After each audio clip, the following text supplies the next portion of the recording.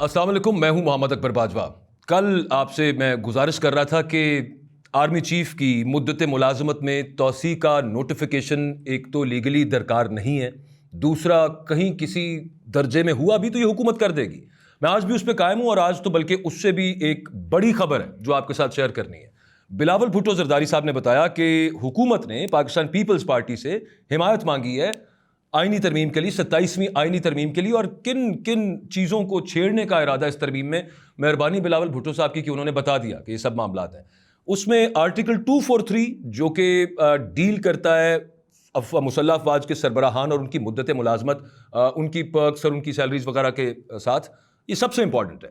उसके अलावा जो बाकी बातें हैं कि एनएफसी अवार्ड में कोई तब्दीली है, या फिर एजुकेशन और पॉपुलेशन सूबों से लेके दोबारा सेंटर के पास आनी है, या फिर और दीगर चीज़ें हैं। उसमें एक बहुत इंपॉर्टेंट चीज़ इसमें एग्जीक्यूटिव मैजिस्ट्रेसी है, उस पर भी कुछ बात करूंगा। लेकिन उसके अलावा जो आपसे टॉपिक डिस्कस करना है वो भी आपके सामने रख देता हूँ। डीजी ISPR साहब ने जो आज सहाफ़ियों से एक ब्रीफिंग दी, एक गुफ्तगू की, उसमें बहुत अहम चीज़ें हैं। वो आगे का लाएमल बता रही हैं कि अच्छा वो जुड़ा हुआ है इस 27वीं आईनी तरमीम के साथ भी किसी दर्जे में ये मामला। और फिर आज 3 नवंबर है 2025, 3 साल हो गए हैं इमरान खान साहब पर जब वज़ीराबाद में 3 नवंबर को हमला हुआ था। आई वॉज देयर, और वो क्या एक्सपीरियंस था, और जो मुलजिम नवीद है इस वक्त, वो मैंने आज जानने की कोशिश की कि वो हैं कहाँ पे भाई साहब, तो उस बारे में कुछ आपको बताऊंगा। So first of all starting with article 243। सबसे पहले सिर्फ इस चीज़ के ऊपर गौर रखें कि आर्टिकल 243 डील किस चीज़ के साथ करता है। सबसे इंपॉर्टेंट इसके अंदर ये है, बाकी सारा कुछ शायद किसी दर्जे में निगोशिएबल होगा। पाकिस्तान पीपल्स पार्टी को शायद ये नहीं कबूल होगा कि आप एनएफसी अवार्ड में कुछ छेड़छाड़ करें, या फिर एजुकेशन आप लेके विफाक अपने पास ले ले, या फिर दीगर सारे मामलात। सबसे पहले जो आर्टिकल 243 है उसमें आपको बताता हूँ कि वो जो उससे भी बड़ी गेम, नोटिफिकेशन ना करने से बड़ी गेम है, वो क्या है। लेकिन पहले आप ये देख लीजिए कि इस आर्टिकल, ये चैप्टर 2 है कॉन्स्टिट्यूशन का, और आर्टिकल 243 है। इसका 243 का जो क्लॉज 4 है वो ये कहता है कि president shell on advice of prime minister appoint the chairman joint chiefs of staff committee, कल जिनकी बात कर रहा था, chief of army staff, chief of naval staff and chief of the air staff, and it shall also determine there salaries and allowances. अब इस article में तब्दीली क्या मकसूद है? वो मकसूद ये है इस आर्टिकल में तब्दीली हुजूर के, ये कहा जा रहा है कि इसमें शुरू में ये भी लिखा हुआ है कि जो प्रेसिडेंट हैं, जो सदर हैं, वो होते हैं तमाम फोर्सेस के सुप्रीम लीडर होते हैं। सो कुछ दोस्त यारों का ये कहना है कि क्या सुप्रीम लीडर अब चेंज होने जा रहा है, हुकूमत के अंडर से निकल के फ़ौज बिल्कुल इंडिपेंडेंट हो जाएगी। ये इख्तियार जो कि आइन में है, अगर इसमें तरमीम की गई तो ये किसको ये इख्तियार मिल जाएगा? मेरी इन्फॉर्मेशन के मुताबिक ऐसा कोई मामला नहीं है। सुप्रीम कमांडर प्रेसिडेंट ही रहेंगे इस सब मामले के अंदर। हाँ, अलबत्ता एक चीज़ है, वो आप ये नोट कीजिए कि president has the authority to appoint army chief, naval chief, air chief. Field marshal का जिक्र नहीं है इसके अंदर। सो बेसिकली इसके अंदर मकसूद क्या है कि providing a legal clarity. Field marshal एक सेरेमोनियल, एक सिंबॉलिक ओहदा है, और हिस्टोरिकली इसको ट्रीट किया जाता है कि ये एक लाइफ लॉन्ग एक ओहदा है, या एक लकब, आप इसको यूं समझ सकते हैं। ये ओहदा नहीं था, ये लकब था। फील्ड मार्शल, आपने जंग में बड़ी कारकर्दगी दिखाई, अयूब खान साहब फील्ड मार्शल बने। वो चूंकि एक ब्रिटिश आप कह सकते हैं कि वो चलता आ रहा है, रिवाज चलता आ रहा है, तो वहाँ से वो फील्ड मार्शल, और जहाँ जहाँ पे भी कॉमनवेल्थ आर्मीज है, ये सिर्फ उधर उधर ही मेजॉरिटी वहाँ पे फील्ड मार्शल्स होते हैं। सो ये लाइफ लॉन्ग और इनडेफिनेट था।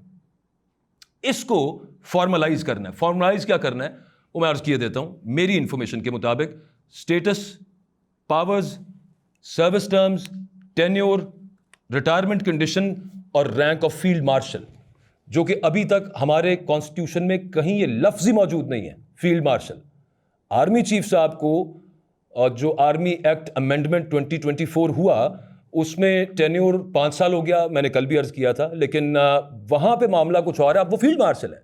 सो ये जो अगली मेरी इन्फॉर्मेशन के मुताबिक जो मामला आ रहा है, यहाँ पे उनका status, power, tenure, salary, everything, ये सब कुछ फॉर्मलाइज होना है। ये सिंबॉलिक नहीं रहेगा सिर्फ, और ये सेरेमोनियल नहीं रहेगा, ये बाकायदा एक आईनी ओहदा बन जाएगा।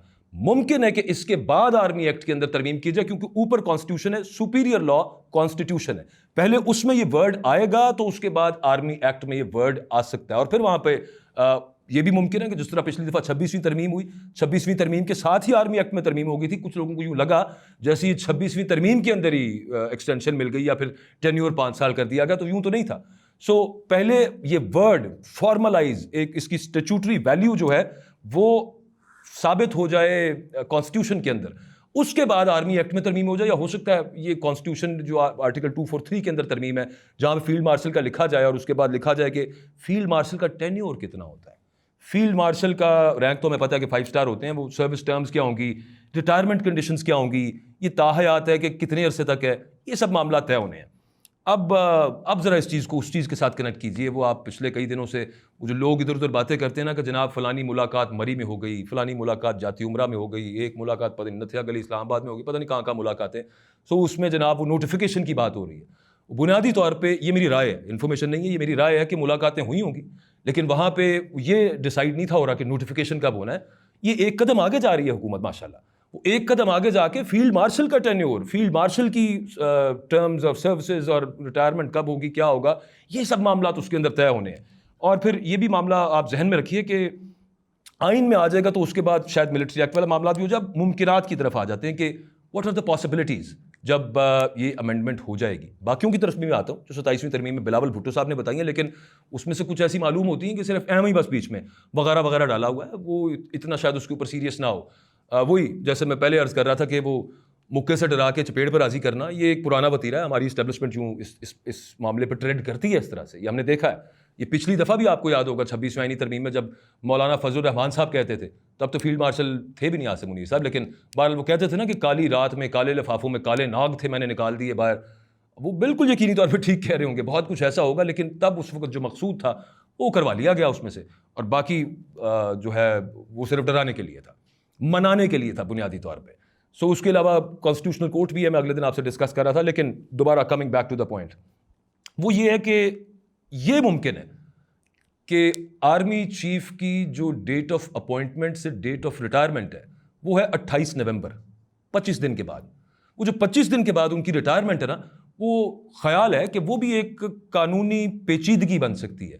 سو اس کو بھی ختم کرنے کے لیے ممکنات میں سے ہے کہ فیلڈ مارشل, چونکہ عاصم منیر ہیں اب فیلڈ مارشل, تو ان کو ایک فریش اپوائنٹ کیا جائے.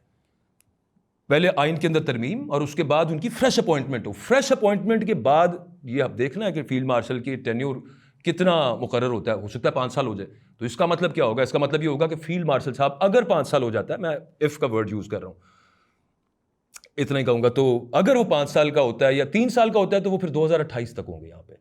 اگر وہ 5 سال کا ہوتا ہے وہ پھر 2030 تک ہوں گے یہاں پہ. سو یہ میری انفارمیشن کے مطابق تو یہ اس کے اندر آرٹیکل 243 کے اندر جو چینجز ہیں وہ ٹو دس ایکسٹینٹ ہیں, اور یہ اس میں سے مقصود ہے. آگے آ جائیے. ہاں, ایک اور چیز میں نے آپ سے اگلے روز ہم شیئر کر رہے تھے کہ کمانڈر ان چیف CDS, سو اس پر آج جو DG ISPR سے صحافیوں نے پوچھا تو انہوں نے اس کی تردید نہیں کی. انہوں نے کہا یہ پارلیمنٹ کا اختیار ہے. بہت خوبصورت, مجھے بڑا مزہ آیا. یہ پارلیمنٹ کا اختیار ہے, بالکل درست کہہ رہے ہیں, پارلیمنٹ کا اختیار ہے. یہ پارلیمنٹ اب یہ کرنے لگی ہے 243, اور یہاں پہ میری رائے کے اندر وہ بھی باتیں خود ہی نکالی گئی تھیں. لیکن پھر اگین جیسے میں نے آپ کو کہا کہ وہ چیزیں کنفیوز کرنے کے لیے فلڈنگ دا زون, کہ ادھر سے ادھر سے ہر چیز کی بمبارڈمنٹ کر دو, ڈسلوژن کر دو, کنفیوز کر دو اور پریشان کر دو کہ ہونے کا لگا. سو وہ میری رائے اب یہ ہے کہ وہ CEC اور CDS جو تھا وہ صرف کنفیوژن کے لیے تھا. یہ جو اب ڈیسائیڈ ہونا یہاں پہ کہ پاورز کیا ہوں گی فیلڈ مارشل کی, موسٹ پرابلی پاورز وہی ہوں کہ جو CDS کی ہوتی ہیں, موسٹ پرابلی پاورز وہی ہوں جو کمانڈر ان چیف کی ہوتی ہیں, کہ تینوں افواج کے اوپر بھی پھر فیلڈ مارشل صاحب ان کو بھی ان کا بھی سب آپریشنز اور سب معاملات وغیرہ دیکھ رہے ہوں گے. خیر, آگے اسی کے حوالے سے جو مزید اس میں باتیں آئی ہیں وہ 2-3 ہیں نا. اس کے اندر ایک تو نیشنل فائنانس کمیشن میں جو چھیڑ چھاڑ کا کہ وہ کتنے پیسے کس صوبے کو ملیں گے. سو اس پر ایک رائے تو یہ ہے کہ یہ ڈرانے کے لیے, الٹیمیٹلی منانا جو ہے وہ 243, اور میں اس سے اگریڈ ہوں گا, یہ بالکل یوں ہی ہوگا معاملہ. بٹ یہ ایک پرانی خواہش رہی ہے اسٹیبلشمنٹ آف پاکستان کی نیشنل فائنانس کمیشن کے اندر چینجز کی.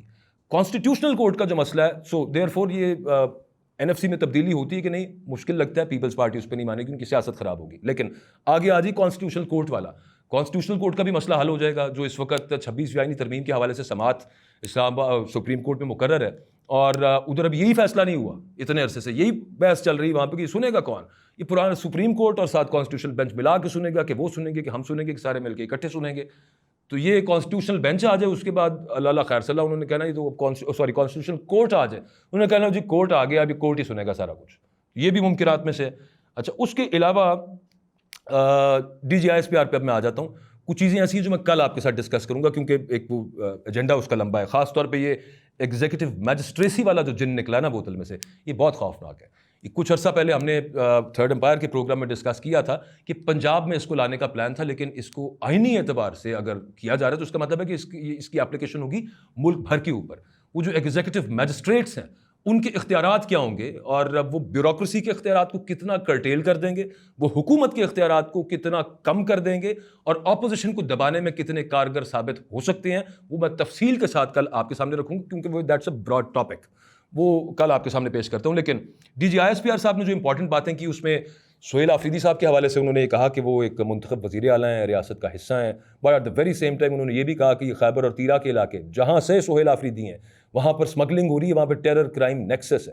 میننگ دیر بائے کہ ابھی ٹاکس کا اگلا راؤنڈ جو چلنا ہے استنبول کے اندر, اس سے پہلے انہوں نے کچھ کلیئرٹی دے دی. وہی جو میں کچھ عرصے سے گزارش کرتا ہوں کہ ایک پلان ہی کچھ یوں ہے کہ اس سے پہلے ہی مطلب ہم نے we have to go after the Taliban regime in one manner or another. اس حوالے سے بھی ان سے سوال ہوا لیکن اس کی بھی انہوں نے تردید نہیں کی. DGISPR صاحب نے آج اسلام آباد کے اندر جب ان سے پوچھا گیا کہ رجیم چینج کا کوئی پلان یا سب معاملہ, سو انہوں نے اس پر اس انداز میں جواب دیا کہ نہ وہ ہاں تھی نہ وہ نہ تھی. لیکن امپورٹنٹ چیز یہ ہے کہ ایک ابھی جو سیٹل ہونا ہے معاملہ, اس سے پہلے ہی وہ سینئر صحافیوں کو بلا کے بریف کر رہے ہیں DGISPR صاحب وہاں پہ. غزہ کے حوالے سے بہت امپورٹنٹ ہے معاملہ, وہ جو انٹرنیشنل اسٹیبلائزیشن فورس وہاں پہ بھیجنی ہے جس پر ہر جگہ پہ یہ بات ہو رہی ہے, اور حکومت کے ایک وزیر دانیال چودھری تو یہ کہہ بھی چکے نا, ان کے منہ سے نکل گیا کہ ایکچولی وہ حماس سے پروٹیکٹ کر رہی ہوگی اسرائیل کو, انٹرنیشنل اسٹیبلائزیشن فورس.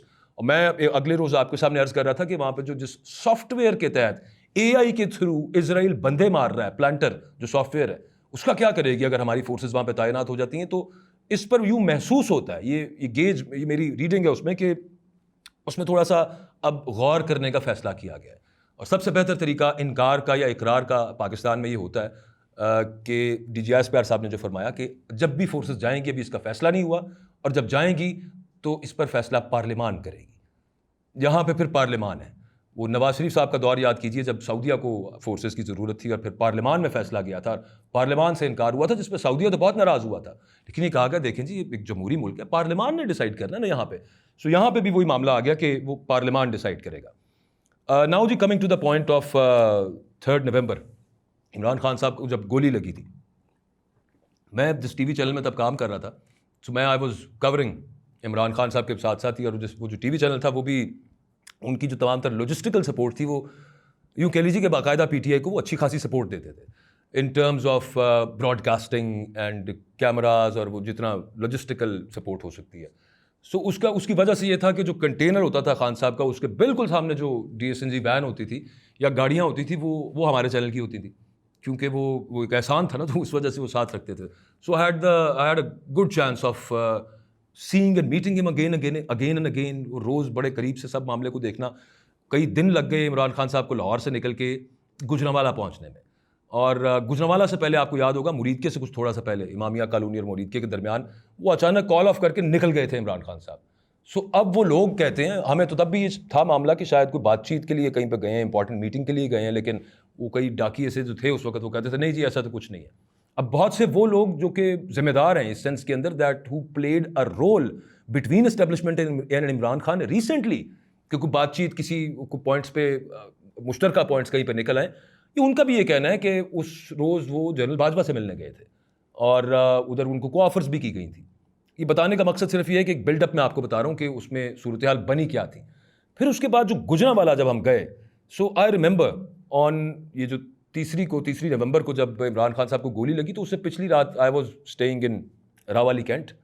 سو وہاں پہ یہ کہا گیا, صبح یوں ہی ہوتا تھا نا کہ صبح 10-11 بجے اٹھے اور پھر اٹھ کے تیار شیار ہو کے ناشتہ نشتہ کر کے باہر نکلے اپنی گاڑیوں کے ساتھ اور جا کے کھڑے ہو گئے جس جگہ پہ اگلا خطاب ہونا ہوتا تھا, ویٹ کرتے تھے وہاں پہ. سو خان صاحب آئیں گے, خان صاحب آتے تھے دوپہر کو جا کے کہیں پہ 3-4 بجے, لیکن وہاں پہ مجبوری یہ تھی کہ یہ کہا گیا because I was staying there کسی کے ریفرنس سے.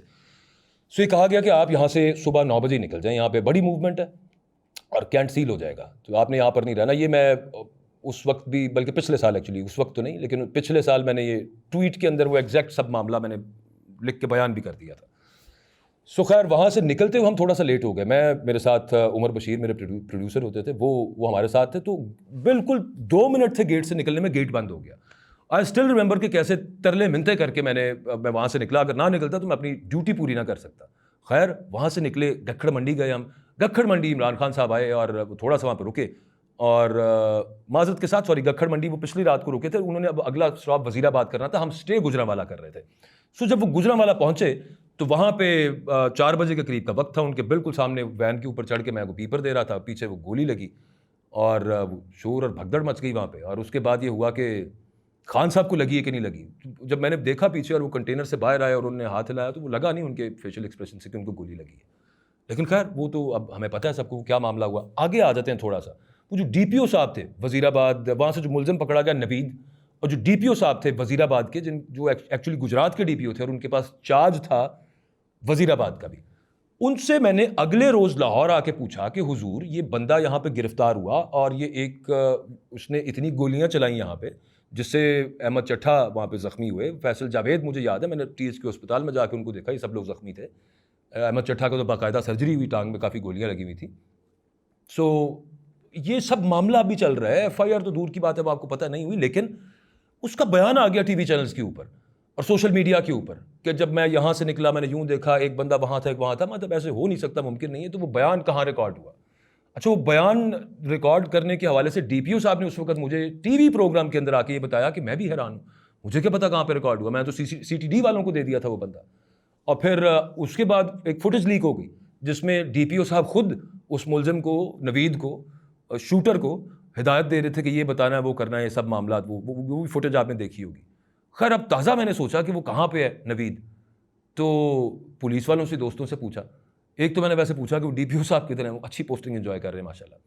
پھر تیسرا سی سی پی او تھے لاہور کے غلام محمود ڈوگر, جنہوں نے اس کی جے آئی ٹی کا ہیڈ کی اور جے آئی ٹی رپورٹ بنائی. وہ رپورٹ کبھی باہر نہیں آئی, ایف آئی آر کبھی نہیں ہوئی. اور پھر نوید کے حوالے سے جب میں نے آج پوچھا کہ کہاں پہ ہے, تو مجھے یہ پتہ چلا اپنے سورسز سے کہ وہ جوڈیشل ہوا ہے, یعنی جیل میں ہے کہیں پہ. تو ویسے تو سی ٹی ڈی پاکستان کے اندر یا آج کل یہی معاملات ہیں نا, سی ٹی ڈی جیل سے بھی بندہ نکال کے اس کو اٹھا کے وہی پرانا پیپر انہوں نے رکھا ہوا ہے, اس کے اوپر صرف نام چینج کرتے ہیں کہ یہ ہم اس کو لے کے جا رہے تھے, اس کے ساتھیوں نے وہاں سے فائرنگ کر دی, ان کی فائرنگ سے یہ مر گیا, ہمیں تو کچھ ہوا ہی نہیں, اور اس کے بعد وہ دوڑ گیا. سو یہ معاملہ جیل سے نکال کے لوگوں کے ساتھ ہوا ہے, لیکن نوید کے ساتھ نہیں ہے یہ ساری صورتحال. اور وہ جو 9-10 اپریل کی رات کو ہوا تھا اور اس کے بعد 3 نومبر کی رات کو ہوا, اور یہ جو اب ہونے جا رہا ہے سب اسی کی وجہ سے ہونے جا رہا ہے. اور پھر بھی خیال ہمارا یہ ہے کہ اس کو اور مزید سینٹرلائز کر لیں گے, پاور کو مزید زیادہ قابو میں رکھ لیں گے تو شاید معاملہ ٹھیک ہو جائیں گے. خام خیالی ہو سکتی ہے کسی کی, البتہ یوں ہوتا نظر نہیں آتا. باقی انشاءاللہ یہ جو دیگر پوائنٹس ہیں 27th امینڈمنٹ کے بہت امپورٹنٹ جو ہیں, وہ خاص طور پہ ایگزیکٹو میجسٹریسی والا جو میں نے آپ سے عرض کیا, وہ میں کل آپ کے سامنے پیش کروں گا. اجازت دیں, اللہ حافظ.